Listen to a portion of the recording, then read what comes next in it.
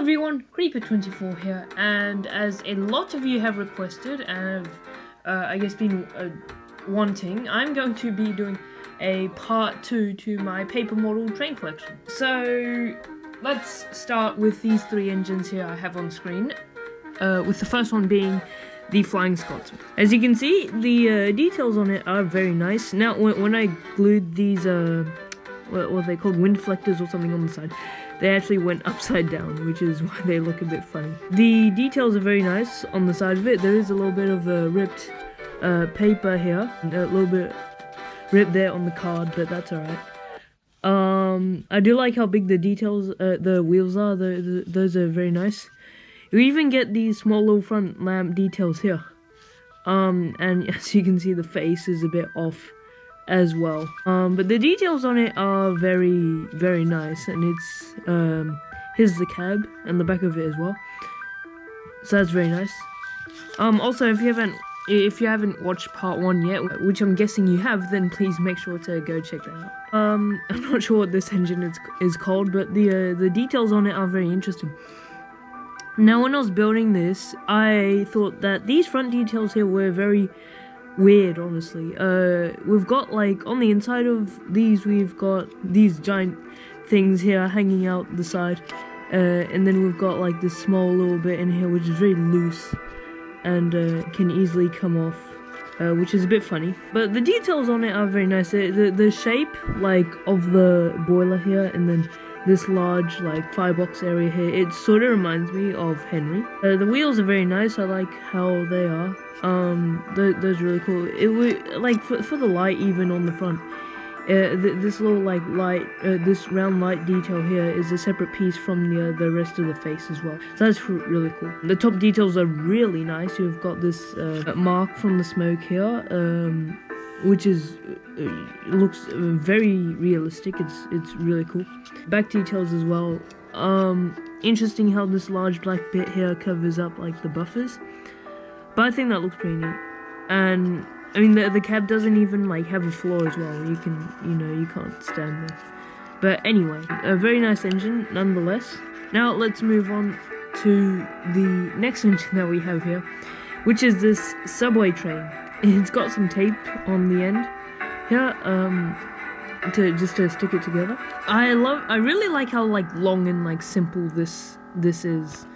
The only thing missing is probably, like, a duplicate of this, and then it could be just, like, 2 subway cars going down the subway. And I really, this is just a very nice piece. The doors, the very interesting detail here, they're actually, like, separate parts from the outside of the subway. If you look closely, you can actually see how they're, like, a bit deeper than the rest of the subway car. Like, you can see how they're, like, what's the right word? They're just a bit deeper in. I'll face it this way so then you can see in the light. You can see how they're a bit deeper and how they're, like, separate pieces. And I think that is really, really nice. These floor pieces as well here, these little pieces where you can stand on, I guess, these outside pieces. They're a bit bent, but very nice detail there as well. The wheels are pretty nice. I like the side details, very, very simple. We've even got, like, the logo here on the end. This white round piece here. The roof is very simple as well. So it's a pretty neat piece. Next up we have this red freight train, I guess. I can't remember what it's called. But anyway, very nice detail on the front here. I love how these, like, there's, like, little stairs here or something. Really nice. And front details, it's a neat piece. The wheel details are really, really nice. And the way it looks and how it's folded, I think, is really nice as well. We've even got, like, the foot plate, like, piece here, which is very, very, very nice.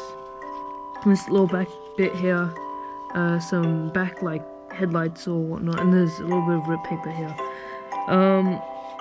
It's a very nice looking diesel in general. I think it looks really nice. The next engine that we have is a very long, weird looking one, very small. Can't remember what it's called, but it's basically this short little, or actually long, but very small little passenger train, I guess. The way it's connected, it's a bit bent. It's only connected by these 2 wheels. and that's very easy to bend. So that's a bit funny. The roof isn't folded too well, I guess, but it is still a roof. The details on it are very nice, very small though. You got the window details here and the wheels as well. So that's very nice. Next up, we have this KiwiRail passenger coach, which has got some tape on the end. I believe that's what it's called anyway, just a KiwiRail on the side. Now, as you can see, it's a bit bent. We're just gonna ignore that. That giant crease, because it's been squashed or something. Like, the whole thing, it's the proportions aren't even right. Like, if you look really closely, you can see this bit here is normal, but then it's been like twisted in a very weird way. And even though I try to twist it back, I'm always like pushing down the roof and stuff, and I don't really want to destroy it, so I kind of just keep it like this. It's a very interesting piece. I can't remember 100% how it got twisted. I think I stepped on it or something. Or maybe one of my dogs stepped on it, I can't remember, but it is very creased and not in the best condition. I won't say that, I'll say it's not in the best condition. You know, you can see it's very bent up here at the door. I can literally just like fold that, but I'm not going to. Well, I just did, but oh well. But yeah, it's a very neat piece. And let's move on to the next one. The next engine that we have is a very long yellow freight train. The window details, the front like nose detail here is a little bit interesting. It's a bit flat on one side. As you can see there, it's a bit uneven, but oh well. In general, the details are very nice. Like, for example, if I bring in this red diesel that I showed up earlier, that I showed earlier, this little detail here, it's at the very back, like a lot of other diesel engines. But for this one, it's like in the middle here, and it's very long. And this diesel, I guess I could say it's very narrow as well. Back trains have just gone to sleep. But anyway. It's a very nice piece nonetheless. You've got like even the back details here with the lights and stuff, and it's very long and I really like it. Let's move on to the next one. The next one that we have is not actually it's not an engine, it's a carriage, and it's like a tram carriage, I guess. It looks, it's very simple, it's very boxy, and it's ridiculously simple, basically. It's just a box. The details on it, however, are pretty nice. Like, the shape of the roof isn't even right. You can barely see the curve in there. But it is a very interesting piece nonetheless. You've got the brown doors here along with the rest of the green carriage itself, and I think the contrast of those colors are very nice. On the side here, you've also got the numbers like 11, so those are pretty interesting. The wheel details are very nice, and this is a pretty interesting piece in general. Let's move on to the next one. The next one that we have is one of my personal favorite. It's a carriage actually, and it sort of reminds me of like Gordon's Express coaches, but you can tell it's the carriage that like goes at the back. It's like the brake carriage or the baggage carriage or whatever it's called, but you can tell that it goes at the back of the train because these windows, they don't go along the whole thing. Normally when I see coaches, or at least in Thomas & Friends, on the end of trains, you've got like this little section here in the front where all the passengers sit, and you've got these nice windows for them to look out. And then at the back you've got like 2 or like in this case 4 tiny, very thin windows at the back, and you've got more like plain areas in the carriage. For this instance, it's completely white and plain right here in the middle. And you always see these kind of carriages at the end of trains, and I think they look really nice because the whole train It doesn't really make sense if it's all just like these kinds of coaches where these large windows for the passengers just like fill up the whole train, the whole carriage, sorry, the whole length of the carriage. If you just have those kinds of carriages down the whole like train, it doesn't make sense. You always need to have like a brake coach or whatever, or whatever they're called. This is a very interesting piece. It's not really crushed or bent, as I say that, as I notice. There are some rips here, or there is one little rip here at the front. The door is a bit bent in, but it's a pretty cool piece nonetheless. The details is kept very simple. The roof isn't way too, well, it's a bit creased, but in general it's folded pretty well. And this is a very cool piece in general. Let's move on to the next one. The next one that we have is this very, very interesting looking rail car, I guess. I'm not tram, if you will. I like the front details here, because even though it's a little bit ripped, we've got like this like front like cow catcher. I think that's what it's called. We catch cows now. We've got this front cow catcher here, and we've got these windows and this folded bit up here as well on the roof. I'm really happy with how that turned out. It looks very nice.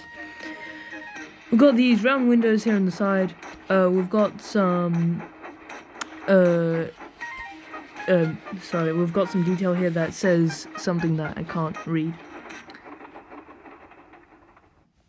So anyway, it's a very nice piece in general. The back details are very nice. The roof here is very nice, and it looks pretty nice in general. So let's move on to the next one.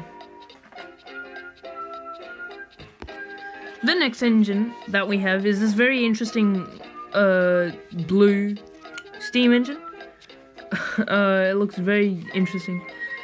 The details on it are very, very nice. It's got a lot of little details. Firstly, this front little bit here, it dips down a little bit, but that's really nice. The front buffers and the face as well, very nice. You've got these wind deflectors up here as well. They look really, really nice. It's got 3 whole domes and this little like bit here on the roof. The shape of it is very nice, and we've even like got these like wheels down here. And I love how like the body is like separated from like where the wheels are. I think that looks really nice on steam engines. We've got these wheels here, and it looks very, very nice in general. We've got these details here of the cab as well, and it looks really nice. Next one. The next one that we have is a customized Big Boy. With an added tender customized to look like Big One from the anime show The Galaxy Railways. We've got the front details here as well. I've customized them a little bit, and I think they look pretty nice. It's a very long locomotive as well. Of course, it still looks like a Big Boy just from the side here. It looks very, very nice. I love the shape of it in general. It looks really, really cool. Some blue tack and some tape used here to connect the engine from the tender. And the tender is filled up with Lego blocks, and I've put paper over it like a sheet. It's got some coal in it, and it's a 001, which is a reference to Big One from the Galaxy Railways. In general, I'm happy with the detail and looks very nice. Next one. The final one, actually, that we have is this small coach here. Very simple detail, white roof, a little bit bent. I like the red here on the side. It looks really, really nice. It's got some writing there as well. Wheels look nice. These are very flexible, but in general, it's some pretty neat detail. Thanks for watching, guys. I hope you enjoyed. I will be doing a separate video where I will be showing my contest entry for the paper train collection. And in the meantime, I'll see you all later. Goodbye.